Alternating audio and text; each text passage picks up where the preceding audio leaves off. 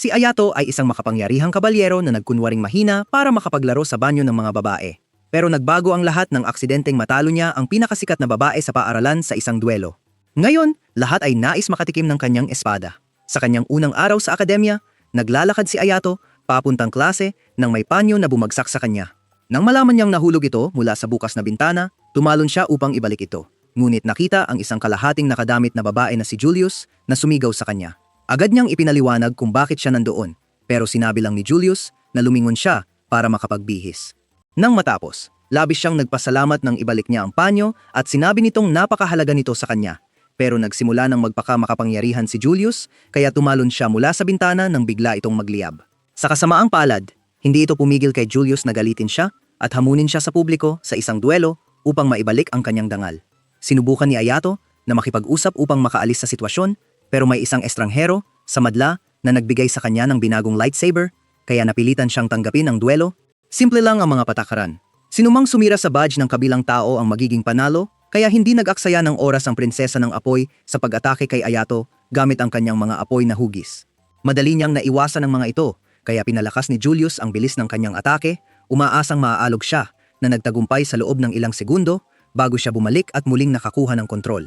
Nang makita ito, humanga ang mga estudyante at nagsimulang magbulungan na baka makaligtas si Ayato sa unang episode, pero lalo lang itong nagalit kay Julius. Sinubukan niyang ipahiya siya gamit ang malaking fireball, pero sa halip na umatras tulad ng isang duwag, tumakbo si Ayato patungo rito at pinutol ito na parang isang fire hashira. Nang malapit na siya sa kanya, itinulak niya ito sa lupa, iniligtas siya mula sa isang palaso na nakatutok sa kanya mula sa madla. Ngunit, ang hindi nagpapasalamat na brat ay nagsimulang magreklamo sa halip na magpasalamat. Nakatakbo na si Ayato upang pagsabihan siya ng pareho nilang napagtanto na ginagamit niya ang isa sa kanyang mga plot bilang unan. Agad na sumigaw si Julius sa kahihiyan at sinubukang sunugin siya. Gayunpaman, dumating si Claudia, ang pangulo ng Student Council, sa tamang oras at pinigilan ang permanenteng paglipat ni Ai na labis na nagalit kay Julius. Ipinaliwanag ni Claudia na ang duelo ay walang bisa dahil hindi pa natatapos ni Ai Lato ang proseso ng paglilipat na nag-iwan kay Julius na nagngangalit ang mga ngipin. Pagkatapos nito, dinala ni Claudia si Ayato sa kanyang opisina at opisyal na tinanggap siya sa akademya.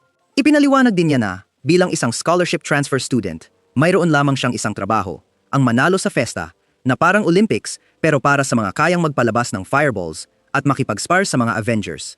Sa kasamaang palad, ang kanilang akademya ang arsenal ng torneo, pero umaasa si Claudia na si Ayato ang magiging arteta nila. Bilang kapalit, bibigyan siya ng kahit anong nais niya, at nang marinig ito, sinabi ni Ayato na wala siyang mga dakilang hangarin. Nagulat si Claudia na siya ay isang loser na walang ambisyon, kaya tinanong niya kung bakit siya pumunta sa akademya. Bilang tugon, sinabi niyang pumunta siya upang hanapin ang kanyang matagal nang nawawalang kapatid na babae dahil alam niyang minsang nakatala siya sa akademya. Nang suriin ang database, natagpuan ni Claudia na umalis si Haruka sa akademya 6 na buwan matapos mag-enroll dahil sa mga personal na issue. Walang record ng kanyang paglahok sa mga festa o iba pang aktibidad sa paaralan na nagdulot kay Claudia na pagdudahan kung talagang naging estudyante si Haruka sa akademya. Gayunpaman, iminungkahi niyang tingnan ang combat data ng Orgolux weapon na ginamit ni Haruka noong panahon niya roon. Tinatawag itong Cerberesta at halos imposibleng gamitin dahil sa lakas nito. Pero nang suriin, nakita ni Claudia na sira ang data nito. Sinabi niya sa kanya na lahat ng estudyante ay may karapatang gumamit ng Lux weapon na gusto nila, kaya tinanong niya kung pwede niyang kunin ang Cerberesta. Sinabi ni Claudia na kailangan niyang ayusin ito muna at binigyan siya ng random na sandata para magamit pansamantala. Bigla siyang niyakap mula sa likod at sinabi niyang masaya siyang nagkita sila na nag-iwan sa kanya ng pagkalito. Nang sumunod na araw, ipinakilala siya sa kanyang klase ng kanilang guro na may problema sa asal at, sa kasamaang palad, nakaupo sa tabi ni Julius na nais pa rin ang kanyang ulo. Kaya't pagkatapos ng klase, sinubukan niyang ayusin ang mga bagay sa pamamagitan ng pagtatanong kung pwede silang magsimula muli bilang magkaibigan at sinabi niyang mas gugustuhin pa niyang magpakasal sa baboy. Nang umalis siya, sinabi ng isang lalaki na si Yakubi kay Ayato na huwag masyadong seryosohin ang ugali ni Julius dahil galit siya sa lahat. Dagdag pa ni Yakubi na si Julius ang prinsesa ng kanyang kaharian at hindi pa natalo sa anumang duelo mula nang siya ay mag-enroll, kaya't siya ay kasalukuyang nasa ika-5 pwesto sa buong paaralan. Nang makalabas sila, biglang ibinigay ni Ayato kay Yakubi ang sandatang itinapon sa kanya noong duelo, sinabing siya ay nagpapasalamat. Nagulat si Yakubi at tinanong si Ayato kung paano niya nalaman kung sino ang nagtapon ng sandata sa kanya, at sumagot si Ayato na ang boses nito ang nagbigay sa kanya ng impormasyon. Nang tanungin ni Yakubi kung siya ba ay lihim na vampira, pinutol siya ng malakas na boses ni Julius. Nagtatalo siya sa isang lalaki na si Lester at kasalukuyang nasa ikasiyam na ranggo. Sinusubukan ni Lester na makipagduelo kay Julius pero hindi siya interesado dahil natalo na niya ito ng 3 beses. Nang sinubukan niyang umalis, nagalit si Lester, hinawakan ang kanyang braso at nahulog ang kanyang panyo. Halos agad, nagalit si Julius na parang si Azula. Agad na sumingit si Ayato at nang napagtanto ni Lester kung sino siya, sinubukan din niyang makipaglaban. Gayunpaman, nang magsimula si Yabuki na kuhanan sila ng video, pinayuhan siya ng kanyang kaibigan na huwag gawin ito, kaya't umatras ang matigas na lalaki. Bago umalis, nangako siya kay Julius na ipapakita niya ang kanyang kakayahan. Tumingin lang si Julius sa kanya, pagkatapos ay lumingon kay Ayato na gustong malaman kung siya ba ay may hero syndrome o ano. Binalaan siya na simulan na ang pag-aalaga sa kanyang sariling negosyo dahil hindi mahirap makakuha ng mga haters sa isang akademya tulad ng sa kanila. Na-curious, tinanong ni Ayato kung bakit siya, isang reyna, ay nag-aaral sa akademya at inamin niyang ginagawa ito para sa pera. Mukhang kailangan niya ng marami at ang kanyang unang cash out point ay ang Phoenix Festa. Nang marinig ito, tinanong ni Yabuki kung mayroon na siyang partner dahil ang festa na yon ay isang tag team event at inamin niyang wala pa. Gayunpaman, nilinaw niyang wala itong kinalaman sa kanyang pagiging palakaibigan at higit pa sa katotohanang hindi pa niya natagpuan ang kanyang ideal na partner. Nang tanungin kung anong mga katangian ang dapat taglayin ng kanyang ideal na partner, sinimulan ng babae na ilarawan ang isang literal na kabalyero sa nagniningning na baluti at walang masabi ang mga lalaki. Nang sandaling iyon, tumawag si Yabuki kaya't nagmadali siyang umalis na iniwan si Ayato na tanungin si Julius para sa direksyon patungo sa mall dormitory. Nagtataka ang babae na hindi siya nag-abala na tingnan ang kanyang mapa, kaya tumawa siya hanggang sa umagos ang luha sa kanyang mga mata. Nakita ang kanyang pagiging walang alintana sa sandaling iyon, pinuri ni Ayato siya, ngunit nagpalala lamang ito sa peking tsundere. Itinuro niya siya sa tamang direksyon at sinabi sa kanya na umalis na, ngunit tinanong ni Ayato kung pwede ba siyang bigyan niya siya ng tour sa akademya at sa lungsod balang araw. Ayaw ni Julius, pero nang sabihin ni Ayato na wala siyang mawawala, pumayag siya. Kinabukasan, nang pumasok sina Ayato at Yabuki sa klase, binati ni Ayato si Julius, at sa gulat ng lahat, tumugon siya. Karaniwan niyang tinatrato ang mga tao na parang sila si John Cena, pero sinabing nag-e-exaggerate sila si Julius. Habang nakaupo siya sa kanyang upuan na nagagalit, itinaas ng batang babae sa kabilang tabi ni Ayato ang kanyang ulo, at nagulat siya nang makita na siya si Saye, ang kanyang matandang kaibigan. Lumipat siya sa ibang bansa 6 na taon na ang nakalipas, pero ngayon ay bumalik siya at nag-enroll sa akademya dahil gusto ng kanyang ama na maging unpaid brand ambassador siya para sa bagong linya ng mga baril. Siyempre, may iba pang dahilan siya sa pagpasok sa akademya, pero tumanggi siyang ibigay iyon nang tanungin siya ni Yabuki. Sa parehong sandali, pumasok ang guro, at nang makita si Saya, nilapitan siya nito, nais malaman kung bakit siya nag-cut class noong nakaraang araw. Inamin ni Saya na ang kanyang kama ang humawak sa kanya, na nagresulta sa isang palo sa ulo at detention na nakabihis bilang make-up class. Matapos umalis ang guro, tinukso ni Ayato si Saye tungkol sa kanyang pagmamahal sa tulog at habang nag-aaway sila, nakaupo si Julius na parang selos na kasintahan. Mamaya sa araw, habang nag-uusap muli sina Ayato at Saye, ininterrupt sila ni Julius para dalhin si Ayato sa tour ng akademya. Nakita ni Saya na kahinahinala na ang kilalang Ice Queen ay nag-aalala sa pagiging tour guide, kaya't pinilit niyang ipakita kay Ayato ang paligid. Nagresulta ito sa pagtatalo nila ni Julius kung sino ang karapat-dapat na magpakita kay Ayato batay sa kung gaano na sila katagal sa akademya. Bigla, sumabit si Claudia kay Aylato matapos lumitaw mula sa wala at sinabi niya sa mga babae na siya ang mas kwalipikado dahil lumaki siya sa akademya. Nang marinig ito, sinabi ng mga babae sa kanya na basahin ang sitwasyon at kahit si Aylato ay nagpapaalala sa kanya tungkol sa konsepto ng personal space. Nagkunwari si Claudia na na-offend pero ipinaliwanag kay Ayato na kailangan niya siyang pirmahan ng ilang dokumento para sa kanyang Lux Compatibility Test kinabukasan. Matapos niyang gawin iyon, lumingon siya upang umalis, ngunit hindi bago magyabang kay Saya at Yulis na siya ay magkakaroon ng Ayato para sa kanyang sarili kinabukasan. Hindi makapaniwala si Julis sa walang hiya ni Claudia at sumang-ayon si Saya sa kanya. Nakita na nagkakasundo sila, sinamantala ni Ayato ang pagkakataon na hikayatin silang bigyan siya ng tour. Sa hindi inaasahang pagkakataon, hindi pa pamilyar si Saye sa paligid ng akademya at nang harapin siya ni Julius, inamin niyang siya ang presidente ng Directionally Challenged Association. Nang magsimula silang magtalo, iminungkahi ni Ayato na magpahinga sila at nag-excuse upang kumuha ng inumin. Pagkalabas niya sa saklaw ng pandinig, tinanong ni Saya si Julius kung bakit siya nagpilit na bigyan si Ayato ng tour. Ipinaliwanag ni Julius na utang niya ang kanyang buhay dito dahil sa pag-save sa kanya noong kanilang duelo. Nang marinig na nagkaroon sila ng duelo, tinanong ni Saya ang tungkol sa kinalabasan at inihayag ni Julius na ito ay na-void ni Claudia. Sa kanyang gulat, itinuro ni Saya na kung hindi dahil kay Claudia, matatalo siya sa duelo dahil si Ayata ay nasa ibang antas. Nang banggitin niyang siya at si Julius ang nasa parehong antas, sinubukan ni Julius na hamunin siya, ngunit na-interrupt siya ng mga parehong palaso na ginamit sa duelo. Sa pagkakataong ito, ang salarin ay nasa harapan at nang subukan niyang atakihin siya gamit ang kanyang spear flames, ang kanyang kasama ay pumasok upang ipagtanggol ang mga ito. Bilang ganti, pinaputok ni Saye ang kanilang direksyon gamit ang kanyang labis na malaking Lux grenade launcher na sumira sa fountain, nag-spray ng tubig sa lahat ng dako.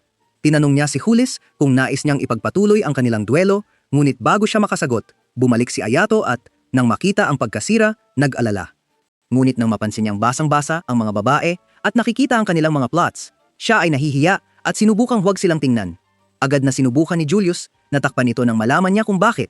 Ngunit si Seiye, ang plotless ambassador, ay nakatayo ng may pagmamalaki, na halos nag-crash si Julius. Kinabukasan, nang makilala ni Ayato si Claudia, sinabi niyang walang nahanap na ebidensya sa lugar at tumanggi si Julius sa kanyang hiling na seguridad.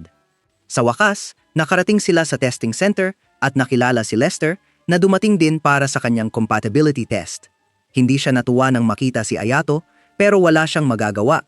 Pumili siya ng Cerberesta, ngunit ang kanyang compatibility dito ay 32% lamang at nang pilitin niyang sumunod ito, tinanggihan siya. Patuloy pa rin siyang sumubok. Bigla, nag-acting strange ang Cerberesta at parang nakabalot siya sa mga kadena pero tila hinahamon siya ng sandata at nang sumulong si Ayato, sinubukan itong atakihin siya.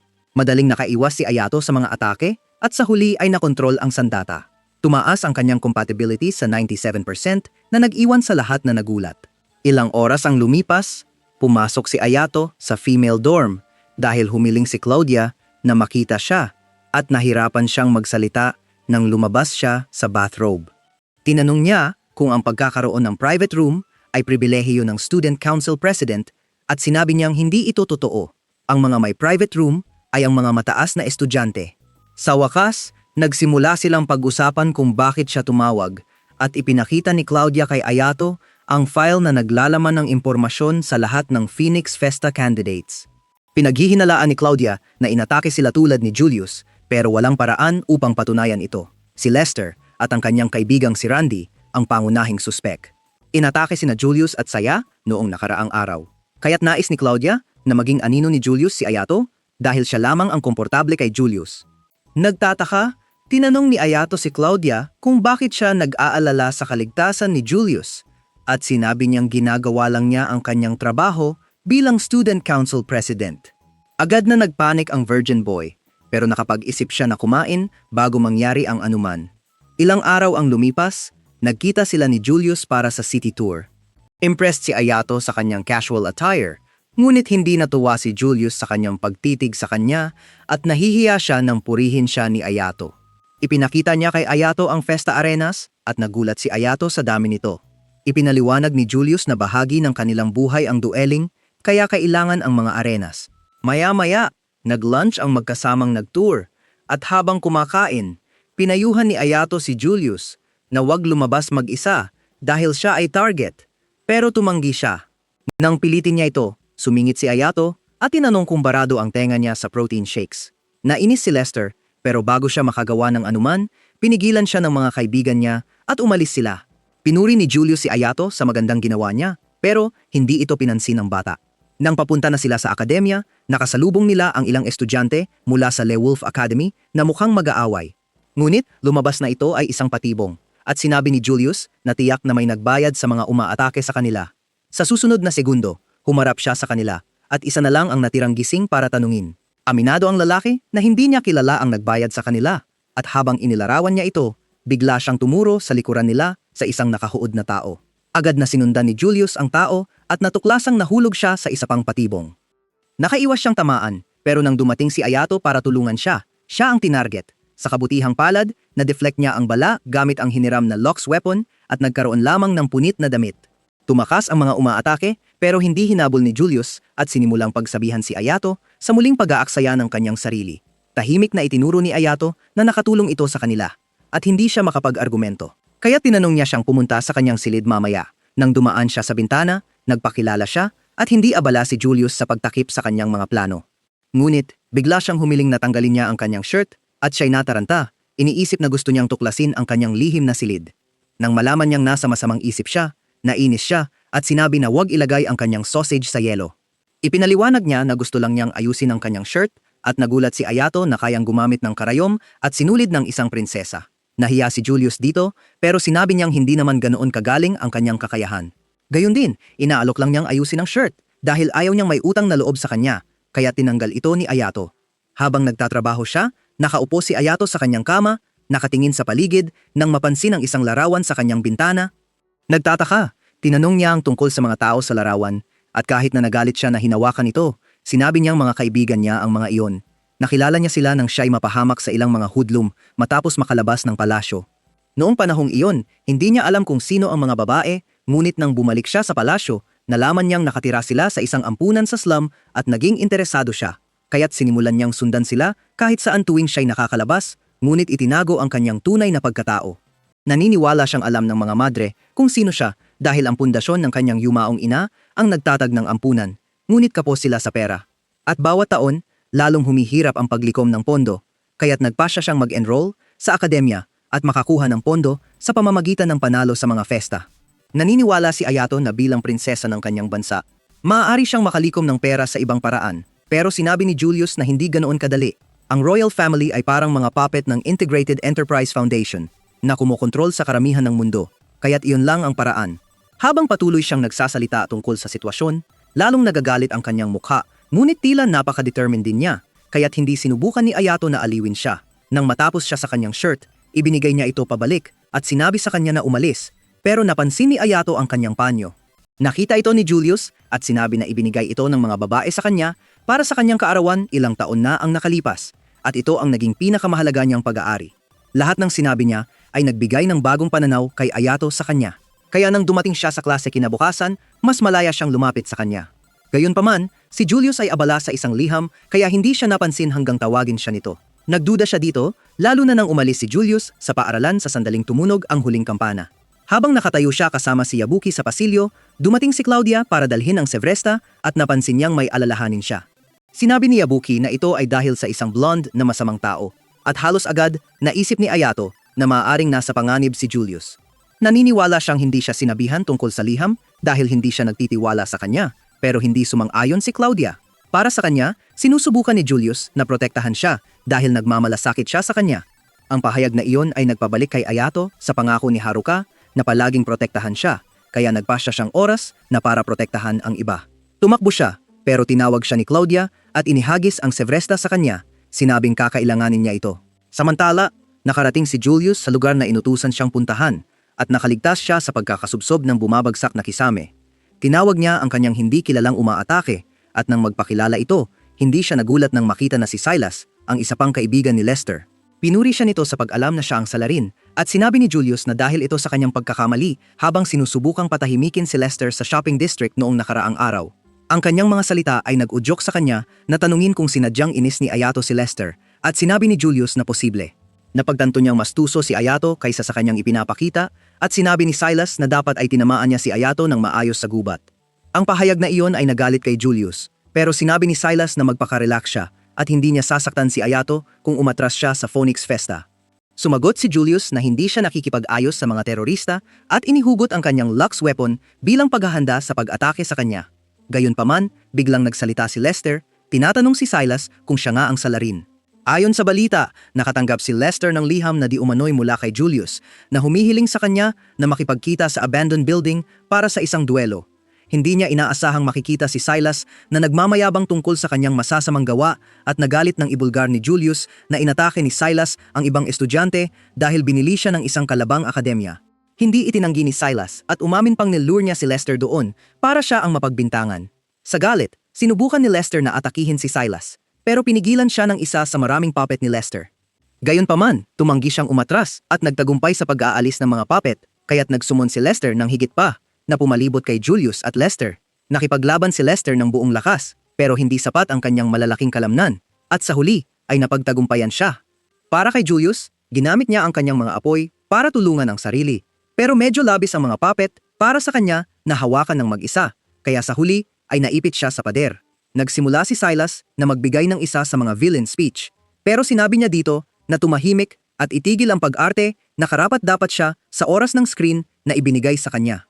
Sinabi rin niya na nalaman niyang Alakan Academy ang ibinenta niya ang kanyang dangal at talagang nagulat si Silas. Gayunpaman, ang katotohanang nahuhuli siya sa katotohanan ay naglagay lamang sa kanya sa higit pang panganib dahil ngayon kailangan na niyang patayin siya. Nang malapit ng patayin ng isa sa mga puppet niya, dumating si Ayato at nagligtas sa huli. Naiinis si Julius nang makita siya dahil pumasok siya sa problemang sinisikap niyang protektahan siya. Sinabi ni Ayato na pinahahalagahan niya ang intensyon, pero tinanong kung sino ang magpoprotekta sa kanya kung ang lahat na ginagawa niya ay protektahan ng iba. Hindi nakasagot si Julius, kaya't siya na ang sumagot. Sinabing siya ang magiging tagapagtanggol niya. Nagpahiya ang kanyang mga salita sa kanya at muling lumabas ang kanyang masungit na personalidad. Pero ininterrupt ni Silas ang kanilang bonding session gamit ang isa sa kanyang malalaking puppet at sinabi kay Ayato na hindi niya matandaan na inimbita siya sa kanyang pribadong party. Nang banggitin niyang hindi kayang talunin ni Ayato ang lahat ng kanyang puppet kahit na may serveresta, simpleng sinabi ni Ayato na bet. Nang ilabas ni Silas ang kanyang puppet army, karga ni Ayato si Julius gamit ang isang kamay at nag-power up. Walang laban ang mga puppet ni Silas pagkatapos nito at sobrang galit siya nang makita ang ginagawa ni Ayato sa kanila. Ang pinakamasama ay nalaman ni Ayato kung paano niya kinokontrol ang mga puppet kaya't walang silbi ang kanilang mga atake. Nang matalo ang lahat ng puppet, tuluyan nang nawala ng bait si Silas at inilabas ang kanyang trump card, isang puppet na inspirasyon ng gorilla. Pero hindi ito nakatapat kay Ayato at sa loob ng ilang minuto, nawasak niya ito. Nang makita ito, nagpa siya ang natatakot na si Silas na umalis at subukang tumakas gamit ang isa sa kanyang natalong puppet. Hiningi ni Ayato kay Julius na maghintay habang siya ay humahabol kay Silas, pero sinabi niyang hindi na kailangan at ginamit ang kanyang kapangyarihan para dalhin sila kay Silas. Nagsimula siyang humingi ng awa nang makita sila, pero hindi nakinig si Ayato at pinutol ang puppet sa gitna. Hindi nag-alala si Ayato na may nahulog mula sa langit dahil si Silas ay isang Janistela at hindi mamamatay sa pagkahulog. Naghihintay din si Claudia para salubungin siya, kaya't hindi na nila kailangang mag-alala sa pagtakas niya. Habang pinagmamasdan nila ang paglubog ng araw, biglang nakaramdam si Ayato ng matinding sakit at sumigaw na nag-alala kay Julius. Ngunit hindi niya nakita ang mga hindi matitinag na kadena na nakabalot sa kanya at nang siya ay mawalan ng malay, naiwan siyang buhatin ang buong bigat niya. Sa kabilang banda, nanaginip si Ayato tungkol sa kanyang nakaraan nang isagawa ni Haruka ang ritual upang itali siya sa mga di nakikitang kadena. Sinabi niyang ito ay para protektahan siya, pero hindi naintindihan ni Ayato kung ano ang kailangan niyang protektahan. At sa huli, ay nawalan ng malay.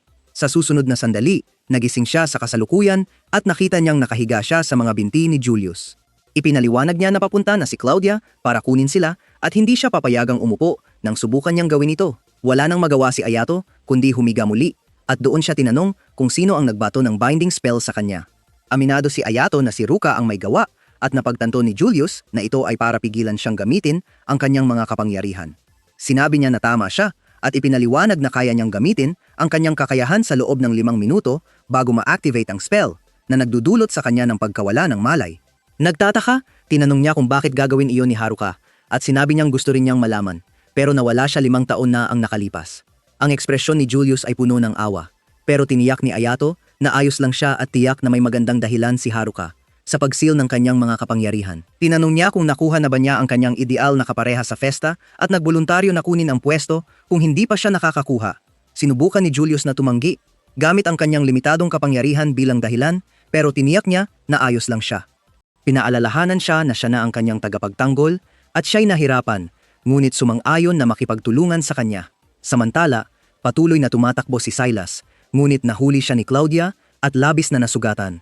Dahil dito, ipinakita ni Yabuki ang kanyang presensya at tinanong kung nais niyang gamitin ang sitwasyon para utangan si Alakan. Hindi ito pinansin ni Claudia at sinabi niyang ipagkakatiwala niya si Silas kay Yabuki at sa mga Shadow Stars para tanungin siya. Hindi nila alam, pinapanood sila ng mga employer ni Silas sa pamamagitan ng mga security camera. At isa sa kanila ang nagsabi na nakakuha na sila ng sapat na impormasyon salamat sa mga puppet na ibinigay nila para kay Silas. Ilang araw ang lumipas, dumalo si Claudia sa isang pulong kasama ang mga pangulo ng student council ng ibang akademya. Kaagad pagkatapos magsimula ang pulong, nag-away sina Dirk mula sa LeWolf at Ernest mula sa Girdworth at halos maalis ni Ernest ang ulo ni Dirk. Ngunit, hindi man lang nabahala si Dirk at matapos bumalik si Ernest, binanggit ni Dirk ang isang bulung-bulungan na narinig niya. Ayon sa balita, si Saito at si Alakant ay magtutulungan para gumawa ng bagong Lux weapon at nais niyang malaman kung may lihim silang binabalak. Tiniyak ni Claudia na ang kolaborasyon ay naayos sa tamang paraan at idinagdag na ang mga natuklasan ay ipapahayag. Ngunit pakiramdam ni Dirk ay may kakaibang nangyayari at binanggit ni Fan Xinglu ang kamakailang mobilisasyon ng mga Shadow Stars na nagpapahiwatig na may nangyari sa pagitan ni Seidukan at Alakan. Nagkunwari si Claudia na hindi niya alam at maayos na pinilit ang lahat na lumipat sa agenda ng araw. Bigla, humiling si Shuma, ang pangulo ng Alakan Council, na payagan ang artificial intelligence sa darating na festa. Samantala, sa Saitukan Academy, nagmamadali si Ayato para makipagkita kay Julius nang aksidente siyang mabangga ng isang batang babae na si Kirin. Agad silang nagsorry, ngunit biglang ininterrupt sila ng isang lalaki na si Kirin na nagreklamo na pinapahintay siya ni Kirin. Agad na tumakbo ang babae sa kanya na nag-iwan kay Ayato na nagtataka kung kaninong nakakainis na tatay iyon. Nang maglaon, habang sila ni Julius ay nag-iinsayo, hindi siya nagpakabog, ngunit nakipagsabayan si Ayato sa kanyang mga atake at nakaiwas sa pagkatalo. Nang sa wakas ay nagpasya silang tapusin ang araw, pinag-usapan nila ang mga estratehiya at binalaan ni Julius si Ayato na huwag tumanggap ng anumang hamon. Ayaw niyang ilantad ang kanyang kakayahan at estilo ng laban sa kanilang mga kalaban at nangako si Ayato na magiging maayos siya. Nasa gitna pa sila ng kanilang pag-uusap nang pumasok si Sayo kasama si Lester at nagsimulang magreklamo kung paano sinasakal ni Julius ang oras ni Ayato. Para sa kanya, nagpe-perform sila ng plot gymnastics tuwing sila'y nag-iisa, ngunit wala pa siyang pruweba. Nainis si Julius sa pahayag na iyon at gaya ng inaasahan, nag-away sila. Hindi sila pinansin, tinanong ni Ayato si Lester kung kumusta na siya mula nang siya'y nasa ospital dahil sa atake ni Silas. Sabi ni Lester na ayos lang siya, ngunit hindi ito pumigil kay Ayato na makipag-usap sa kanya. Tinanong niya kung bakit dumating si Lester kasama si Saye at sinabi ng malaking tao na sinagip niya ang maliit na bata sa daan. Narinig ito ni Saye at agad siyang humiling ng katarungan para sa mga may mababang tangkad. Ngunit syempre, walang nagpapansin sa minorya. Pagkatapos, nagpasalamat si Lester kay Ayato sa hindi tuwirang paraan para sa kanyang ginampanan sa insidente at ngumiti si Ayato. Biglang pumasok si Claudia kasama ang mga estudyanteng inhinyero mula sa Alicante. At isa sa kanila, si Ernesto, ay tila labis na nasasabik na naroon, habang si Camila ay mas reserved. Sila ang mga nag-hire kay Silas at nanood habang siya'y nahuhuli para makuha ang fighting data na kailangan nila. Wala sa silid ang nakakaalam nito, pero masyadong matalino si Julius para sa kanyang sariling kabutihan. Agad niyang napansin na ang tinatawag na kolaborasyon ay ang presyo na kailangang bayaran ng Alicante para maiwasan ang pagsasampa ng kaso ng Seiduken ukol sa insidente kay Silas. Nagkunwari si Claudia na hindi niya alam ang sinasabi ni Julius, pero hindi ito ininda ng prinsesa at tinanong kung bakit niya dinala ang kaaway sa kanilang training room. Masayang sinabi ni Ernesto na gusto niyang makilala ang taong nagputol ng kanyang mga puppets at agad na inamin na siya'y kasangkot sa insidente. Agad na naglabas ng kanilang mga armas sina Julius at Saya, pero hindi ito ininda ni Ernesto at patuloy na pinagmamasdan si Ayato na parang specimen sa laboratorio. Nang matapos siya, idineklara niyang gusto niya si Ayato, pero bumulong sa kanyang tainga na hindi magiging maganda ang susunod na pagkakataon at hinalikan ng kanyang pisngi. Nagsimula ng magalit at mainggit sina Julius at Saya, habang si Ayato ay naguguluhan. Natatawa si Ernesto sa lahat ng ito at nagtago sa likod ni Camila, na nagsimulang humingi ng tawad para sa ugali ng kanyang kaibigan. Pero huminto nang makita ang armas ni Saya. Napansin niyang kakaiba ito at tama ang hinala sa mga bahagi nito. Ngunit sa susunod na sandali, sinimulan niyang ilista ang mga pagkukulang nito at idineklara na ito'y kasing walang silbi ng gumawa nito. Nagalit si Saya at humiling na bawiin niya ang kanyang sinabi, pero tumanggi si Camila dahil ang ama ni Saya ay itinuturing na kahiya-hiya sa mga inhinyero ng Alicante. Ipinagtabuyan siya ng mga ito taon na ang nakalipas at bilang pinuno ng engineering faction, tumanggi siyang kilalanin ang anumang ginawa niya. Nang nagsimula ng uminit ang sitwasyon, iminungkahi ni Claudia na umalis na sila at hindi na nakasagot si Camila. Gayunpaman, patuloy pa ring iginiit ni Saya na bawiin ni Camila ang kanyang pahayag. Dito, pinayuhan siya ni Ernesto na sumuko. Sinabing hindi magbabago ang isip ni Camila maliban na lamang kung mapipilit niya ito. Ang tanging paraan para mangyari iyon ay sa pamamagitan ng pagkatalo sa kanya sa isang duelo. Pero hindi naniniwala si Ernesto na may pagkakataon siya. Matapos silang umalis, inanunsyo ni Saya na sasali siya sa Phoenix Festa at gusto niyang maging kapareha si Ayato. Agad na tumutol si Julius, sinabing si Ayato ay partner na niya. Pero masyadong bobo ang Garden Gnome para maunawaan kung paano gumagana ang mga partnership. Sinabi niya kay Julius na hindi na siya pinapayagang monopolize si Ayato at habang nagsimula silang hilahin siya, lumabas si Lester na naaawa kay Ayato. Samantala, nakalabas na sina Ernesto at Camila at tinukso ni Ernesto si Camila dahil sa pag-uudyok kay Saya.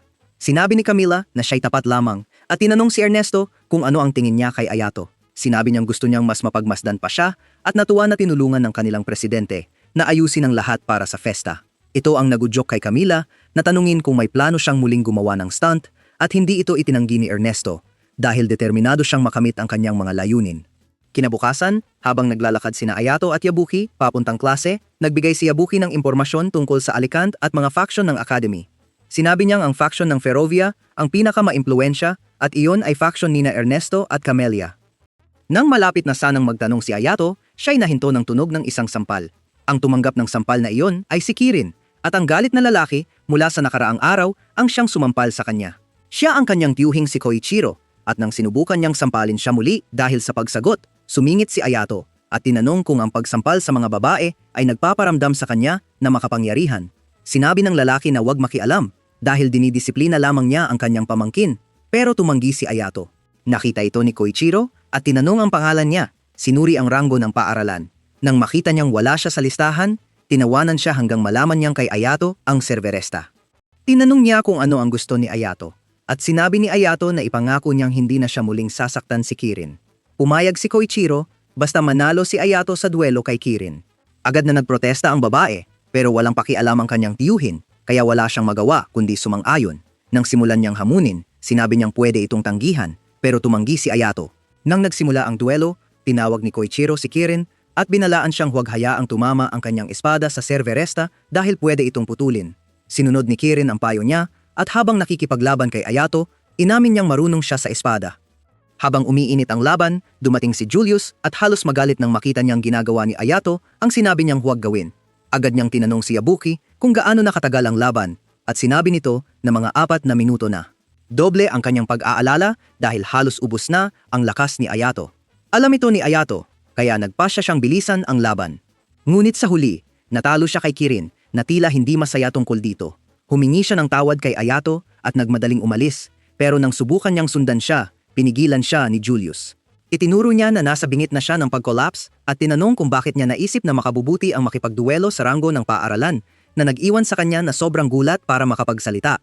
Ilang minuto ang lumipas nang makarating sina Koichiro at Kinren sa isang tahimik na lugar, nagreklamo ang lalaki na masyadong matagal ang duelo. Sinubukan niyang humingi ng tawad pero pinutol siya ng bastos na lalaki at pinaalala na ang tanging magandang bagay sa kanya ay ang kanyang kasanayan sa espada. Binalaan din siya na huwag kalimutan na siya ang dahilan kung bakit siya nasa itaas at unti-unting nakakamit ang kanyang mga pangarap. Si Kirin ay nakasagot na lang ng oo sir habang nakayuko na parang may nabasag na espiritu. Samantala, si Julius na nangakong hindi magiging kapayapaan ng sinuman pumasok sa karaniwang lugar kung saan nagpapahinga si Ayato at inihagis ang tuwalya sa kanyang mukha sa inis. Ipinaliwanag ni Ayato na kailangan niyang tanggapin ang duelo, ngunit sa nakakagulat na paraan, hindi na nagalit si Julius tungkol dito. Nagalit siya na tinrato ni Koshiro si Kirin na parang kasangkapan at sinabi niyang tuturuan sana siya ng leksyon kung nahagip niya ito na kumikilos na parang masamang madrasta ng Disney. Bilang karagdagan, medyo nadismaya siya na natalo si Ayato sa laban dahil sana ito'y nagbigay sa kanya ng pag-asa na makakaakyat siya sa itaas. Bago dumating si Ayato, sina Kiran at Claudia ang tanging hindi niya matalo dahil sila ang ranggo 1 at 2 ayon sa pagkakasunod. Nagulat si Ayato na si Claudia ay napakataas at hiniling ni Julius na huwag magpaloko sa hitsura ng babae. Si Claudia ay may hawak na Pandora Orga Lux na nagbibigay daan sa kanya na makakita ng hindi bababa sa 10 segundo sa hinaharap, kaya hindi siya kailanman natalo sa laban. Gayunpaman, sa kaso ni Kiran, hindi siya may hawak na Orga Lux at hindi rin siya straga tulad ni Julius na pwedeng gumamit ng elemento. 3 buwan pa lang siya sa paaralan at nakuha ang panguna gamit lamang ang kanyang Japanese sword. Ang kanyang likas na talento ang ayaw ipagsawalang bahala ni Claudia, kaya sinabi niyang kailangan nilang mag-restrategize kung gusto nilang umabot ng malayo sa festa. Humiling din siya na kumuha ng bagong badge dahil winasak ni Kirin ang kanya para manalo sa duelo, kaya nagpunta siya kay Claudia kinabukasan. Nasa puol ang pangulo ng konseho at ang makita siyang nakabikini ay nagpainit sa loob ng batang lalaki. Matapos niyang ibigay ang bagong badge, nagulat siya nang malaman na nakipaglaban siya kay Kirin. Ngunit alam niyang si Koichiro ang may kasalanan at sinabi niyang palaging naging abala ang lalaki. Ginamit niya ang kanyang posisyon bilang talent scout ng akademya para makuha si Kirin at sinasamantala siya dahil sa kanyang pagnanais na magkaroon ng pwesto sa executive panel ng akademya. Naiinis si Ayato para kay Kirin, ngunit sinabi ni Claudia na huwag siyang mag-alala dahil naniniwala siyang may dahilan ang babae sa pagsunod sa agenda ni Koichiro. Sa kasamaang palad, walang kabuluhan ang mga pagsisikap ni Koichiro dahil hindi siya makakatugon sa mga kinakailangan para ma-promote. Nagtataka, tinanong ni Ayato kung paano niya nalaman ito at inihayag ni Claudia na ang kanyang ina ay isang executive. Nang bumalik si Ayato sa kanyang dorm, nagulat siyang makita si Kirin na naghihintay sa kanya, kaya dinala niya siya sa reception room. Doon, nagpasalamat siya sa kanya sa pagtulong sa kanya at sinabi ni Ayato na ginawa lang niya ang tama. Tumayo siya at pumunta upang buksan ang pinto. At doon niya natuklasan na nakikinig si Yabuki at ilang iba pa sa kanilang pag-uusap, kaya nagpasya siyang samahan si Kirin pabalik sa kanyang dorm. Ngunit kinakabahan ang babae sa buong oras dahil siya ang unang lalaki na hindi kamag-anak na nakasama niya. Nang banggitin niyang napakamahigpit ng kanyang ama, sinabi ni Ayato na ang kanyang pagiging mahigpit ay makikita sa kanyang estilo ng espada, na nagulat sa kanya. Hindi niya inaasahang alam niya kung sino ang kanyang ama. Ngunit si Ayato ay medyo isang mandirigma at ang kanyang ama ay isang alamat sa kanila. Lalong tumindi ang kasiyahan ni Kirin nang marinig ito at itinuro niyang ginamit niya ang isang partikular na estilo ng espada sa kanilang laban. Nang mapagtanto niyang sobrang excited na siya, humingi siya ng tawad, ngunit tumawa lang si Ayato dahil nakaka-relate siya. Nagbigay ito sa kanya ng sapat na ginhawa upang aminin na naniniwala siyang wala siyang halaga kung wala ang kanyang kakayahan sa espada. Hindi pumayag si Ayato, ngunit nakinig ang babae sa mga pahayag ng puot ni Koichiro nang masyadong madalas. Kaya talagang naniniwala siyang kung wala ang kanyang espada, isa siyang kura. Bigla, naalala niya ang sinabi niya sa laban. Kaya tinanong niya kung para saan siya nakikipaglaban. At sumagot si Kirin na ito ay para iligtas ang kanyang ama. Naniniwala pa rin si Ayato na hindi sapat na dahilan iyon para maging tiket siya ni Koichiro patungo sa tuktok. Pinagtanggol siya ni Kirin, sinabing siya ang literal na kanyang mesiyas, kahit na ang lalaki ay may galit sa Genestela. Agad na lumipat ang pag-uusap sa pagsasanay. At inihayag ni Kirin na ipinagbawal siya ni Koichiro na magsanay kasama ang iba, lalo na ang mga nasa page 1. Sinabi ni Ayato sa kanya na maaari siyang magsanay kasama siya sa umaga dahil hindi pa siya nakaranggo at nagpanik si Kirin. Ang isipin na mag-isa kasama ang isang lalaki na hindi niya kamag-anak ay tila iskandalo, ngunit hindi niya maipagkakait ang pagkakataon kaya pumayag siya. Kaagad pagkatapos nilang maghiwalay, biglang bumagsak si Saya, ang self-made ninja, mula sa puno at sinakal si Ayato. Tinanong niya kung aling babae ang kausap niya. Ngunit hindi makapagsalita si Ayato dahil literal na sinusubukan niyang agawin ang kanyang hininga. Nang makita ito, binitiwan niya at humingi ng tawad sa sobrang pagdadala, kaya tinanong niya kung bakit siya nagpapahinga sa puno. Ipinaliwanag ni Saya na hinahanap siya para sabihin kung nagbago ang isip niya tungkol sa pagiging partner niya sa festa. Humingi ng tawad si Ayato, sinabing kasama pa rin siya ni Julius kaya sumuko na si Saya. Ngunit hindi siya sumuko sa pag-alam kung sino ang kausap niya kanina, kaya sinabi niya na si Kirin iyon. Sinabi niya na palaging napapaligiran si Ayato ng mga malaking melon na babae, kaya hindi na siya pinapansin. Sinabi ni Ayato na kasinungalingan iyon at inihayag na magkapareho sila ni Kirin, pareho silang nasa akademya dahil gusto nilang tulungan ang kanilang mga ama. Ilang araw ang lumipas, habang nag-iensayo sina Ayato at Kirin, pinapanood sila nina Ernesto at Camila mula sa kanilang monitor. Mula sa kanilang pag-uusap, tila alam nila na may mangyayari, ngunit pinili nilang huwag makialam para sa kanilang sariling kapakanan. Sa tamang pagkakataon, tumaas ang ulap sa paligid nina Ayato at Kirin at nang makarating sila sa isang bahagi ng daan, nakita nilang may mga palatandaan na sarado ito. Sa susunod na sandali, napaligiran sila ng mga halimaw na nagre-regenerate tuwing nasusugatan. Mabilis na napagtanto ni Kirin na ang pagwasak sa kanilang mga core ang makakapagpatigil sa mga halimaw at nang makita ng iba na bumagsak ang isa sa kanilang kaibigan, tumakas sila. Kinuha ni Ayato ang nasirang core at napagtanto niyang synthetic ito na nagpatunay sa kanya na si Alicant ang nasa likod ng atake. Nang sandaling iyon, bumalik ang mga halimaw at nagsimulang maghagis ng mga fireball sa kanila. Dahil dito, nag-crack ang daan at nahulog si Ayato kasama si Kirin nang subukan niyang tumulong. Nadismaya si Ernesto sa naging takbo ng mga bagay at tinanong si Camila kung iyon na lang ang kaya ng kalaban. Sumagot si Camila na hindi lang mga halimaw ang kanilang plano at bumalik ang sigla ni Ernesto. Samantala, sina Ayato at Kirin ay nasa isang underground water reserve at humingi ng tawad si Ayato sa pagdadala kay Kirin sa kanyang gulo. Si Kirin ay nakahawak sa kanya para manatiling nakalutang, kaya nang magkomento siya kung gaano kalaki ang lugar, inisip niyang siya ang tinutukoy niya. Sinubukan ni Ayato na ipaliwanag na mali ang kanyang akala, ngunit naputol siya nang biglang lumitaw ang isang sea dragon at sinubukang atakihin sila. Hawak ni Ayato si Kirin habang nakikipaglaban sa halimaw, ngunit nakiusap siya, nakalimutan siya dahil hindi niya kayang isipin na may ibang nag-aalay ng sarili para sa kanya. Mukhang may nangyari sa kanya noong bata pa siya, ngunit hindi pa siya handang ibahagi ang kanyang kwento. Kaya't pinakalma na lang siya ni Ayato. Sinabing kaya niyang hawakan ng mga bagay at huwag siyang magsalita ng masama tungkol sa sarili. Nang siya ay kumalma, pinutol niya ang isa sa mga stone beams at hiniling sa kanya na manatili doon nang muling lumitaw ang dragon. Tinanong ni Ayato si Kirin kung kaya niyang maramdaman ang core ng halimaw at sinabi niya na tila gumagalaw ang core. Dahil dito, nagpasya si Ayato na ibuhos ang lahat dahil kayang hawakan ng Cerberesta ang kanyang prana. Humanga si Kirin nang makita niyang nagpa-power up siya at lalo pang humanga nang tapusin niya ang halimaw sa isang saksak. Sa kasamaang palad, nagbayad siya para sa kanyang mga aksyon nang umandar ang binding chains ni Haruka at humigpit sa kanya hanggang sa mawalan siya ng malay. Nang maglaon, habang naghihintay sila na matuyo ang kanilang mga damit, ipinaliwanag ni Ayato ang kanyang sitwasyon kay Kirin at tinanong niya kung bakit siya handang magpahirap sa sarili sa pakikipaglaban. Sinabi ni Ayato na dahil may gusto siyang protektahan at inisip niyang si Julius iyon. Inisip din niyang may romantikong damdamin siya para sa prinsesa. Ngunit itinanggi ni Ayato ito na parang nakasalalay ang kanyang buhay dito. Tinanong niya si Kirin kung ano ang kailangan niyang iligtas ang kanyang ama at sinabi niyang nakakulong siya dahil sa pagpatay sa isang lalaki na humostage sa kanya sa isang cafe ilang taon na ang nakalipas. Maliwanag na ito ay isang aksyon ng depensa, pero dahil Genestela ang kanyang ama, sinampahan siya ng kaso ng pagpatay. Nangako si Koichiro na ilalabas ang kanyang ama mula sa bilangguan kapalit ng kanyang pagsunod, at sumang-ayon siya ng walang pag-aalinlangan. Hindi naniwala si Ayato na si Koichiro lang ang paraan para makalabas ang kanyang ama at tiniyak kay Kirin na anuman ang desisyon niya, hindi siya magiging nag-iisa. Ang mga salita niya ay nagpasaya kay Kirin at sinabi niyang madalas siyang pinapalo ng kanyang ama sa ulo. Bigla, may searchlight na tumama sa kanila at nagsimulang magtrabaho ang mga unang tumugon para iligtas sila. Pagkatapos ng ilang oras, nakipagkita si Kirin kay Koichiro na nagsabing nag-aalala siya para sa kanya. Pero nag-aalala siya na baka nawala na ang kanyang trump card, hindi dahil nagmamalasakit siya sa kanya. Sinabi rin niya na wag na siyang makisama kay Ayato para hindi siya madamay sa mga gulo nito kay Alakan, pero tumanggi siya. Ito ang unang pagkakataon na siya ay tumanggi sa kanya mula nang pumirma sila ng kasunduan, pero wala siyang pakialam.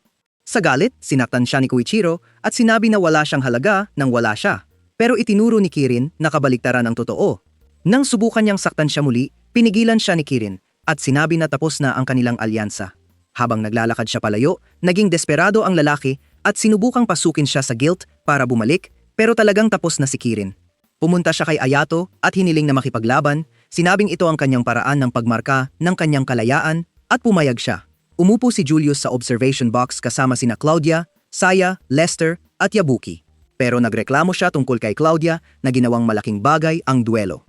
Sinabi ni Claudia na tumigil na sa pag-iyak at sinabi ni Saya na hindi matatalo ni Ayato si Kirin muli. Dahil dito, nagtanong si Lester kung may plano si Ayato dahil humiram siya ng karaniwang Lux weapon mula sa kanya. Nang marinig ito, sinabi ni Yabuki na binigyan din niya si Ayato ng Lux weapon at ito ay nagpasiklab ng interes ng lahat. Doon na nagsimula ang duelo. At kabaliktaran sa unang pagkakataon, ipinakita ni Ayato ang kanyang kasanayan sa espada. Ipinakita rin niya ang kanyang mga teknik sa sibat at maikling espada. At nang akala ni Kirin na siya ay nanalo na, lumipat siya sa pakikipagbuno. Ang hindi inaasahang galaw ay nag-iwan kay Kirin na hindi makakilos. Kaya sa huli, idineklara si Ayato bilang nagwagi. Sa susunod na bahagi, habang kinokongratulate ni na Julius at Saya si Ayato sa locker room, dumaan si Claudia kasama si Kirin. Nahihiyang nagtanong ang mas batang babae kung maaari siyang mag-ensayo kasama sina Ayato at Julius, at sinabi ni Saya na maaari. Agad na nagalit si Julius, sinabing hindi siya bahagi ng kanilang koponan, pero hindi nagpakialam si Saya dahil araw-araw siyang sumasama sa kanilang mga sesyon. Sinabi ni Ayato kay Kirin na malaya siyang sumali sa kanila kung hindi siya nababahala sa mga hindi kinakailangang pagtatalo, at siya ay natuwa.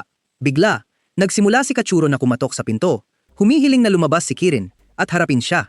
Sa pahintulot ni Kirin, pinapasok ni Ayato si Kachuro at agad siyang pinagsabihan dahil sa pagkatalo. Nang subukan niyang hilahin siya, tinabig niya ang kamay nito at sinabi na hindi na siya sumusunod sa utos niya. Dahil dito, nagalit siya at sinubukan siyang saktan. Pero nahuli ni Ayato ang kamao niya at sinabi na umalis na siya. Dito, nagkunwari si Koichiro na biktima dahil hindi siya Genestela at sinabi pa kay Kirin na kung hindi siya babalik, siguradong mabulok ang ama niya sa bilangguan. Bago pa siya makapagsalita ng higit pa, pinutol siya ni Claudia at banta na tatawagin ang kanyang ina. Wala nang sinabi si Koichiro pagkatapos nito at habang umiikot siya upang umalis, nagpasalamat si Kirin sa kanya sa pagdadala sa kanya sa Asterix at sa pag-enroll sa Seiduken. Walang anuman ang sagot niya, pero hindi ito mahalaga dahil siya ay malaya na at pagkatapos, punasan ang kanyang luha, nagpasalamat si Kirin kay Ayato. Habang nag-uusap sila, pinapanood sila ni Sai na walang emosyon, walang sinasabi. Samantala, sa Alakant, may ilang estudyante ang natalo sa isang practice match laban sa mga bagong puppet ni Ernesto. At sinabi niya kay Camila na tiyak silang mananalo sa festa. Nagpakita rin siya ng nakaw na footage mula sa laban ni Ayato sa Dragon at sinabi na nakuha na niya ang lahat ng datos na kailangan niya. Pinuri siya ni Camila sa pagmanipula ng sitwasyon sa kanyang pabor at si Ernesto ay nagningning sa pagmamalaki habang siya ay yumuyuko para sa isang di nakikitang madla.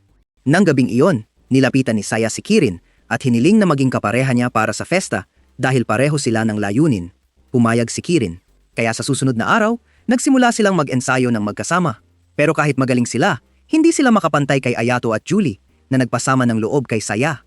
Pagkatapos ng ilang oras, nilapitan si Ayato sa kafeterya ng isang estudyanteng babae na humihingi ng kanyang pirma at masaya siyang ibinigay ito sa kanya.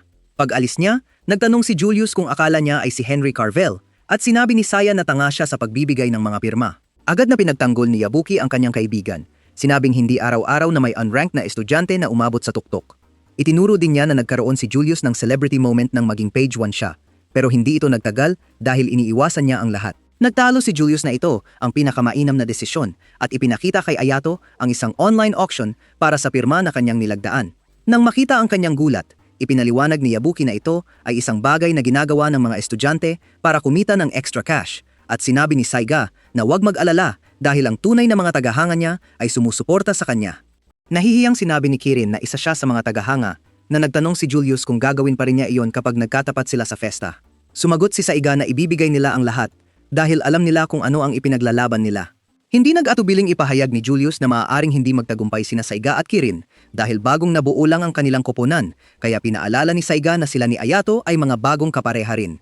Agad na kinuha ni Ayato ang usapan upang maiwasan ang pagtatalo at sinabi na kailangan lang pagbutihin ni Saye at Kirin ang kanilang teamwork. Tinanggap ni Saye ang payo na iyon at inanunsyo na siya at si Kirin ay magtutulungan sa kanilang ugnayan sa susunod na araw. Mukha siyang tiwala habang nagsasalita, pero nang magkita sila ni Kirin kinabukasan, nagdusa sila sa awkwardness.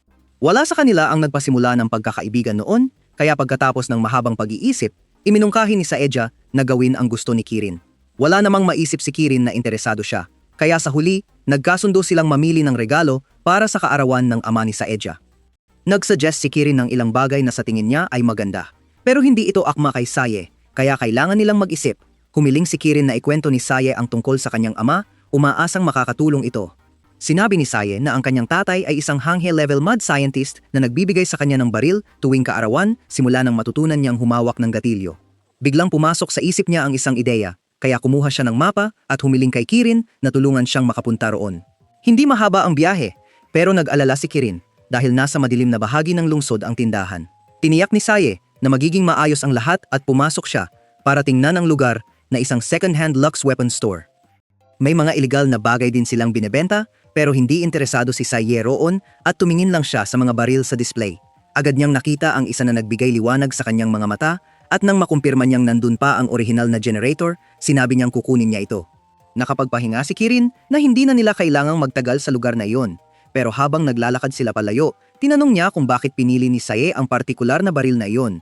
Ipinaliwanag ni Saye na magagamit ng kanyang ama ang generator para sa kanyang trabaho, kaya nagpasalamat si Kirin na nahanap nila ang perpektong regalo. Sinabi ni Saye na nais niyang suklian ito, kaya nagtanong si Kirin kung maaari siyang turuan nitong lumangoy.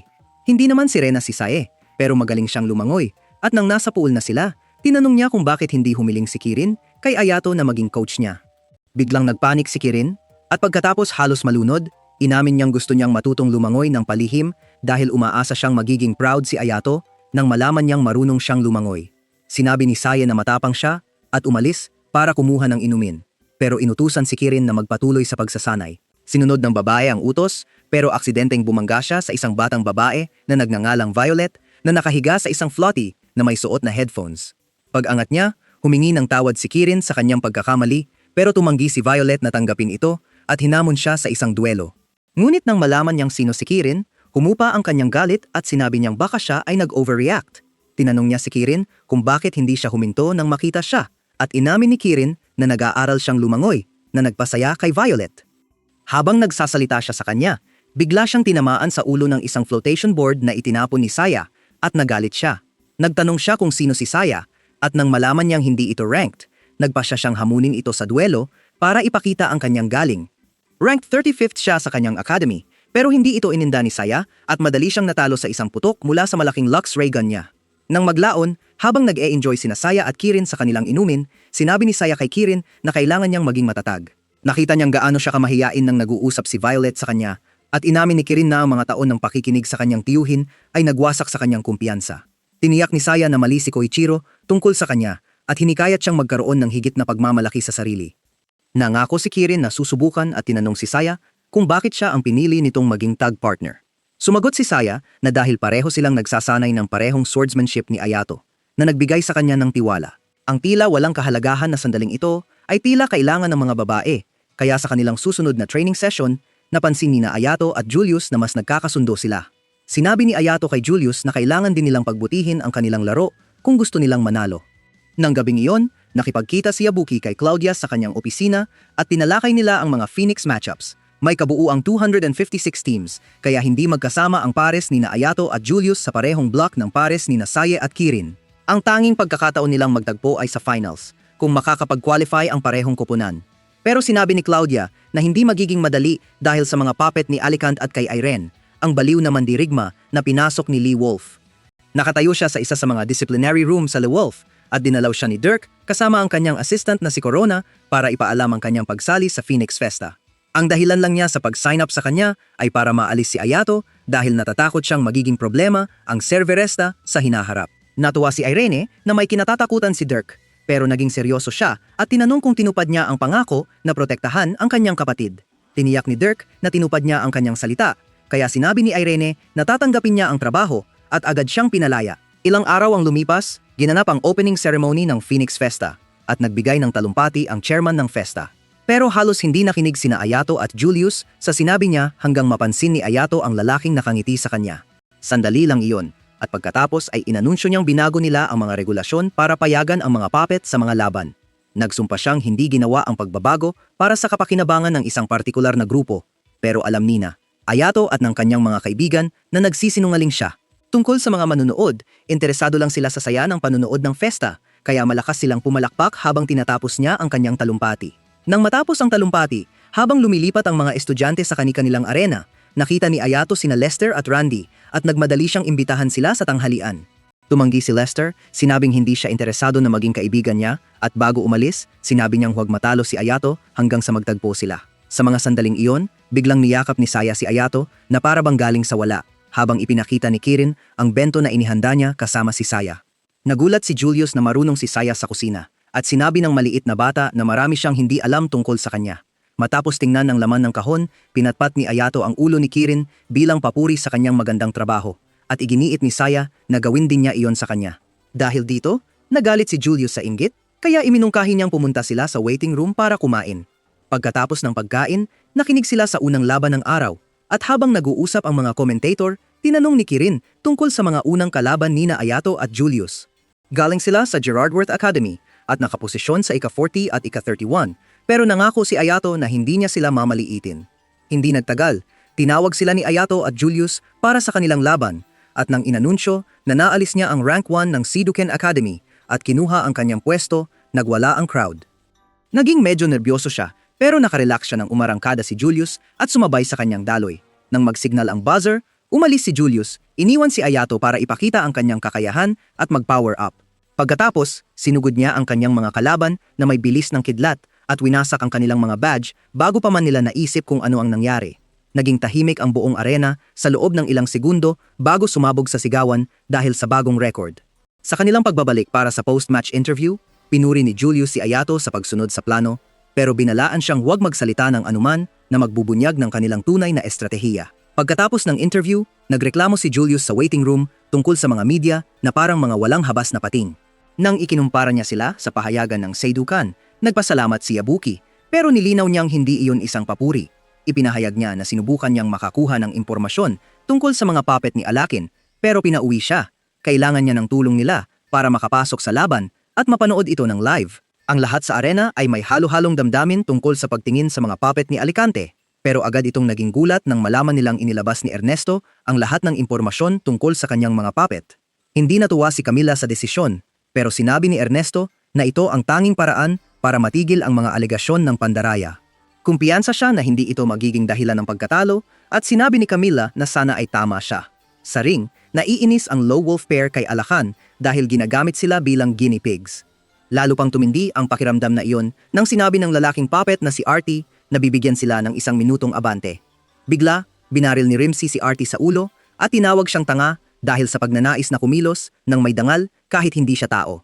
Gayunpaman, hindi niya inalis ang kanyang pahayag at hiniling sa kanilang mga kalaban na gamitin ang oras ng maayos. Tumawa ang isa sa mga lalaki pero bigla siyang umatake sa mga puppet gamit ang kanyang Boreas Spiral move, ngunit hindi ito umubra dahil sa 360 barrier ni Artie. Agad na tumawag ang lalaki sa kanyang partner na nakikipaglaban kay Rimsey para magbago ng estratehiya, ngunit nagulat siya nang makita na ang mga atake ng kanyang kasama ay madaling naitaboy. Wala nang ibang pagpipilian, nagdesisyon siyang mag-power up, ngunit hindi pa rin ito sapat para talunin si Artie at napagod siya. Kaya nang umabot na sa 60 segundo, nanalo sina Artie at Rimsey nang walang laban mula sa alinmang kalaban. Habang lahat ay pumapalakpak para sa mga puppet, si Ayato at ang kanyang mga kaibigan, lalo na si Saya, ay nakatitig sa labis na pagkabigla. Pagkatapos, nireview ni Saya ang clip mula sa laban sa Alicante at sinabi niyang magiging problema ang barrier ni Artie. Pumayag si Julius na nagsabing kakailanganin ng malaking lakas para makalusot dito. Dahil dito, tumawag ang ama ni Saya at nagpasabog tungkol sa kung gaano ka-epic ang laban. Nasa buong geek mode siya hanggang marinig ang boses ni Ayato at nagsimula siyang makipag-usap dito. Bigla, naalala niya ang tunay na dahilan ng kanyang tawag at sinabi kay Saye na nagpadala siya sa kanya ng bagong baril, ngunit kailangan niyang pumunta sa customs para kunin ito dahil hindi pa ito umabot sa kanya. Nag-alala siya na baka hindi siya makabalik sa oras para sa laban, ngunit tiniyak ni Saye na makakabalik siya kaya sinabi niyang siguraduhin huwag siyang matalo.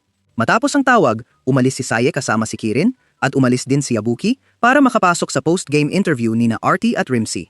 Samantalang sina Ayato at Julius, nagdesisyon silang mag-ensayo sa kanilang libreng oras.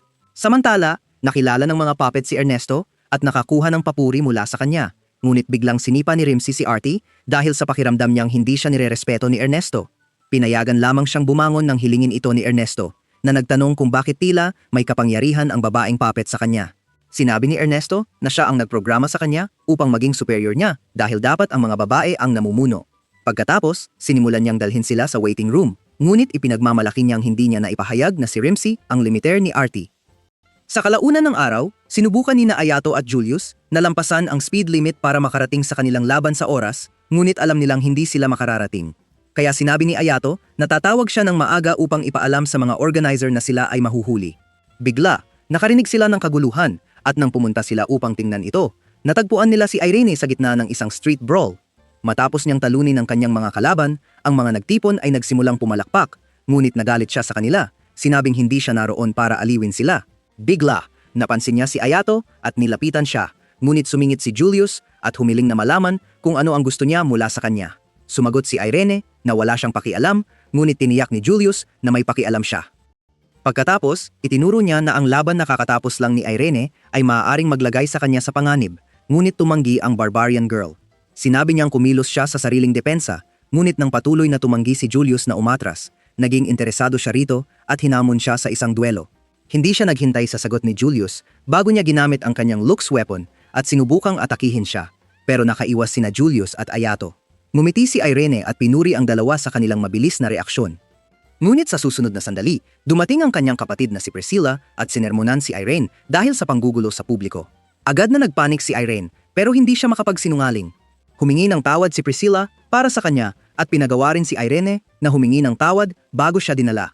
Nang wala na sila sa pandinig, binuksan ni Julius ang file na mayroon siya tungkol kay Priscilla, pero ang tanging impormasyon ay siya ang partner ni Irene para sa festa. Hindi masyadong nag-isip si Ayato tungkol dito dahil mas interesado siyang malaman kung bakit pin-provoke ni Julius si Irene. Ipinaliwanag ni Julius na gusto lang niyang tiyakin ang hinala na may ibang dahilan si Irene sa paglapit sa kanya bukod sa pagiging mausisa. Habang sinusubukan niyang alamin kung ano ito, tumawag sila na malapit nang magsimula ang laban nina Saye at Kirin. Sa arena, isang tagapagkomento ang nalito kay Saye bilang si Kirin dahil sa kanyang simpleng asal at na-offend ang babae. Ngunit talagang nagtatampo siya dahil hindi pa dumadating si Ayato. Tiniyak ni Kirin na darating siya agad at sinabi nilang kailangan nilang ituon ang lahat ng atensyon sa kanilang mga kalaban na mahuhusay sa martial arts. Hindi naman nabahala si Saye at tinanong si Kirin na pumili ng isa sa mga lalaki para makipaglaban. Pero sinabi niyang wala siyang pakialam kung sino ang makakalaban niya. Nang bumusina, nagtakbuhan ng magkabilang panig at sa loob ng ilang segundo, tinalo ni Saye ang kanyang kalaban kahit na akala niya ay siya ang may kalamangan. Tungkol kay Saye, nakipaglaban siya sa kanyang kalaban ng kaunti pang sandali gamit ang kanyang malaking baril bilang pansamantalang espada. Naitulak niya ang lalaki at nang nagkaroon ng pagkakataon, in-charge niya ang kanyang baril at pinaputok ang lalaki, kaya't nakuha nila ang tagumpay. Pagkatapos, habang nag-shower sila para sa kanilang tagumpay, ipinaliwanag ni Saya ang mga specs ng kanyang bagong baril kay Kirin. Pero tinanong ng babae kung paano siya nakipaglaban na parang mandirigma. Ipinahayag ni Saye na magaling siyang kopyahin ang kanyang nakikita at tinuruan din siya ni Ahyeto ng ilang bagay. Nang matapos siyang maligo, umalis siya nang hindi kumukuha ng tuwalya at nang pumunta si Kirin para dalhin siya ng isa, sinubukan niyang alamin kung paano nakakaakit ang milkshake ni Kirin sa mga lalaki. Epektibong pinagtanggol ng mas batang babae ang kanyang sarili at nakaramdam ng ginhawa nang makatanggap sila ng video notification na nandoon sina Julius at Ayato. Hiningi niyang maghintay sila habang sila'y nagbibihis, pero binuksan ni Saedja ang pinto at ipinakita ang kanyang katawan nang pumasok ang dalawa. Ang kawawang Kirin ay labis na nagulat at nahulog ang kanyang tuwalya at sumigaw sa kahihiyan. 5 araw ang lumipas, nagsimula ang ikalawang round ng festa sa laban ni Ayato at Julius laban sa ilang mga gustong maging magical girl. Sa pagkakataong ito, si Julius ang nakipaglaban gamit ang kanyang mga apoy sa kanyang kalamangan. Dahil dito, parehong parang domino ang mga babae ilang minuto sa laban na nagbigay kay Ai, Yato at Julius ng kanilang pangalawang panalo. Ang susunod na laban ay sa pagitan ng koponan ni Lester at koponan ni Irene at ang kanilang estratehiya ay pahabain ang laban. Ayon sa balita, ang Lux weapon ni Irene ay sumisipsip ng prana at enerhiya ng gumagamit nito at umaasa silang magagamit ito sa kanilang kalamangan.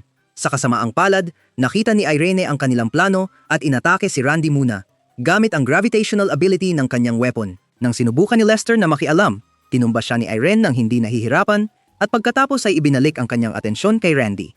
Matapos siyang mawalan ng malay mula sa pressure, sinubukan ni Lester na maghiganti at nagtagumpay sa pagtumba kay Irene. Sa kasamaang palad, iyon ang kanyang pinakamalaking pagkakamali dahil personal itong inisip ng babae at nagpasya siyang ipakita sa kanya kung sino ang kanyang ina. Pero kailangan niyang mag-recharge at sa gulat ng lahat, nagsimula siyang uminom ng dugo ni Priscilla na parang vampira. Ito ang presyo na kailangan niyang bayaran para sa paggamit ng kanyang looks at ang magandang bahagi ay may kakayahan si Priscilla na mag-regenerate kaya hindi siya nasaktan. Gumaling din si Irene at bilang dagdag na benepisyo, tumaas ang kanyang lakas kaya nang inatake niya si Lester, naramdaman niya ang init ng kanyang kapangyarihan at napilitan siyang umamin ng pagkatalo para iligtas ang sarili. Pagkatapos, pinuri ni Claudia si Ayalato sa pagpasok sa finals at nagpasalamat siya. Pero sinabi niyang hindi magiging madali ang manalo dahil lahat ng finalist ay malalakas. Tiniyak ni Claudia na magiging maayos siya. Pagkatapos ay inuna ng kanyang ulo sa balikat niya at sinabi niyang masaya siyang nagkaroon ng oras na mag-isa kasama siya. Ang walang kaalam-alam na bata ay hindi alam kung paano tumugon at sa oras na siya ay naguumang na iligtas siya ng tawag mula kay Kirin. Ipinaalam niya na nawala si Saya at nang tawagan niya ang babae, sinabi ng babae na hindi niya alam kung nasaan siya. Hiniling ni Ayato na huwag mag-alala dahil hahanapin niya si Saya pero hindi natuwa si Claudia at sinabi ito. Humingi siya ng tawad pero sinabi niyang kailangan niyang umalis at nagmadali siyang lumabas para hanapin ang nawawalang gnome. Sa kanyang paghahanap, nakatagpo siya kay Priscilla na hinahabol ng ilang mga thug at natulungan siya.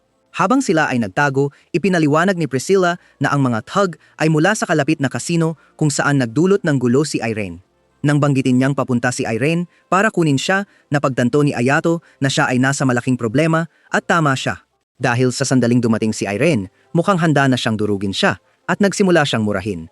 Sa kabutihang palad, ipinagtanggol siya ni Priscilla at ipinaliwanag sa kanyang mainit na ulo na kapatid na si Ayato ang nagligtas sa kanya mula sa mga taong humahabol sa kanya. Kinailangan ng maraming pang-uudyok para mapapayag si Irene na huminto, pero nagawa niya ito at nagpasalamat si Ayato sa mga Diyos ng kwento sa pagligtas sa kanyang buhay. Ang tanging issue ay naniwala si Irene na si Ayato ay nagkataon lamang na nakatagpo kay Priscilla sa eskinita. Sa sandaling iyon, tumawag si Kirin para sabihin na natagpuan na niya si Saya at pagkatapos nilang magtawagan, ipinaliwanag ni Ayato kung paano siya napunta sa eskinitang iyon. Nagpasalamat si Irene sa kanya sa pagligtas kay Priscilla at nangako na babayaran ang kanyang kabaitan bago ang kanilang laban dahil ayaw niyang may utang na loob. Ang katotohanan na sila ay magkatapat ay isang sorpresa kay Ayato, pero hindi kay Irene. Nang gabing iyon, sumugod si Irene sa opisina ni Dirk at humingi ng paliwanag kung ano ang ginagawa niya habang hinahabol ang kanyang kapatid. Sinasabi ng lalaki na hindi naman masakit ang ilang pinsala kay Priscilla dahil mayroon siyang kakayahang mag-regenerate, pero lalo lamang itong nagalit kay Irene. Sinubukan niyang atakihin siya, pero isang hindi nakikitang puwersa ang humarang sa kanyang atake na nagpilit sa kanya na maging alerto. Si Dirk ay pinoprotektahan ng isang elite group na kilala bilang mga pusa, kaya humingi siya ng paliwanag kung bakit ang mga pusa na dapat nagbabantay kay Priscilla ay hindi nagampanan ang kanilang tungkulin. Sinabi ni Dirk na dahil nakialam si Ayato na nagpapaalala sa kanya na ang mga pusa ay sinanay na kumilos sa mga anino. Tinanggap ni Irene ang kanyang paliwanag at pagkatapos niyang umalis, humiling si Dirk kay Corona na gumawa ng pagbabasa para sa kinalabasan ng laban. Sumang-ayon si Corona at sinabi sa kanya na mananalo ang babae na nagpasaya sa kanya. Kaya tinanong niya siya na tawagan ang vice-presidente. Pagkatapos ay tumawag siya sa isang tao na tinatawag na ikapitong gintong mata. Samantala, sina Ayato at Julius ay nasa training room at sinabi niya sa kanya na inimbitahan siya ni Irene sa hapunan bilang pasasalamat sa pag-save kay Priscilla. Nagalit si Julius na tinanggap niya ang imbitasyon at pinaalala sa kanya na ang mga kapatid ang kanilang kalaban sa finals. Para sa kanya, ang imbitasyon ay maaaring dahilan para saktan siya, kaya't insist siya na samahan siya. Pagdating nila sa apartment, sinalubong sila ni Priscilla at sinabi niyang magpaka-komportable habang natatapos niyang magluto. Mas hindi siya nakaka-welcome at matapos umupo ang dalawa sa tapat niya, itinuro niyang hindi niya inimbitahan si Julius. Sinabi ng prinsesa na siya ang nag-imbita sa sarili niya para bantayan si Ayato sakaling subukan ni Irene na saktan siya. Tinanong ni Irene kung siya ang nanay niya na nagdulot ng palitan ng pang-aasar sa pagitan nila. Gayunpaman, hindi ito nagtagal dahil nagdala si Priscilla ng pagkain. Agad na sinubukan ni Irene na kumain pero hindi siya pinayagan ng kapatid niya dahil siya ay bastos. Nang magsimula ng kumain sina Ayato at Julius, sumunod si Irene at mukhang masaya siya rito. Ngunit ang pagkain ay nagpasobra sa kanyang pagpapakalma. Kaya't nabanggit niyang naglalaro siya dahil siya ay may utang. Nagtataka, tinanong ni Julius kung bakit hindi siya naghintay na gamitin ang premyo mula sa Phoenix at agad na umalis si Priscilla. Ipinaliwanag ni Irene sa kanilang mga bisita na ang kanyang nagpapautang ay si Dirk at bilang bahagi ng kanilang kasunduan, hindi siya pinapayagang makilahok sa mga festa o bayaran siya gamit ang anumang premyo na natanggap niya. Ang unang bahagi ng kanyang pahayag ay hindi maintindihan ni Ayato at Julius dahil kasalukuyan si Irene na lumalahok sa Phoenix Festa. Inamin ni Irene na si Dirk ang nagpasok sa kanya sa torneo dahil gusto niyang mawala si Ayato at ang kanyang seer na si Veresta. Sinabi niyang ibinulgar lamang niya ang katotohanan dahil may utang siya kay Ayato sa pag-save kay Priscilla at ipinaliwanag na mula sa reaksyon ni Dirk sa seer na si Veresta, sigurado siyang nakita niya ang kapangyarihan nito. Nagtigilan si Ayato nang marinig ito dahil tila nagpapatunay na si Haruka ang dating may-ari ng seer Veresta. Nang mga sandaling iyon, bumalik si Priscilla na may dessert at agad na bumuti ang mood kahit para kay Irene. Ilang sandali pa, inihatid ni Priscilla sina Ayato at Julius palabas at humingi siya ng tawad para sa lahat ng abala na dulot ng kanyang kapatid. Nagtataka si Julius kung bakit pinayagan niyang tratuhin siya ni Irene na parang bangko ng dugo at sinabi niyang gusto niyang maging kapaki-pakinabang sa kanya. Gayunpaman, inamin niyang natatakot siya sa taong nagiging si Irene kapag ginagamit niya ang kanyang sandata. Nang marinig ito, lalo pang naging mausisa si Ayato tungkol sa orgalux ni Irene, kaya nang bumalik siya sa paaralan, naghanap siya ng Claudia para tanungin siya tungkol dito. Ngunit, siya ay mahimbing na natutulog at nang sinubukan niyang gisingin siya, inatake siya nito na nagpilit sa kanya na iwasan ang kanyang mga atake at umiwas sa pagkakasaksak. Sa kabutihang palad, nagising siya ilang segundo mamaya at mabilis na humingi ng tawad para sa ginawa ng kanyang natutulog na sarili. Tinanggap ni Ayato ang responsibilidad. Sinabing kasalanan niya ang pagdating na walang abiso at ang pagsubok na gisingin siya. Tinanong niya kung normal ba sa kanya na maging natutulog na mamamatay tao tuwing natutulog siya. At sinabi ni Claudia na sasabihin lamang niya ito kung sasali siya sa kanyang koponan para sa Griffin Festa. Wala namang dahilan si Ayato para tumanggi, kaya't ibinulgar ni Claudia na ang pag-turn into Chucky sa kanyang pagtulog ay isang reflex action. Ang totoo ay nananaginip siya ng kanyang kamatayan at nangyayari ito tuwing gabi. Ito ang halaga ng paggamit ng kanyang orgalux. At naranasan na niyang muling mabuhay ang kanyang kamatayan ng hindi bababa sa 1,200 beses mula nang maging compatible siya sa sandata. Ang pagbubunyag na ito ay nag-alala kay Ayato. Ngunit sinumpa ni Claudia na ayos lang siya dahil sanay na siya rito. Pinili ni Ayato na maniwala sa kanya at tinanong ang tungkol sa armas ni Irene. Sinabi ni Claudia na kayang manipulahin nito ang isip ng gumagamit. Kaya pala parang baliw si Irene kapag hawak niya iyon at hindi iyon maganda.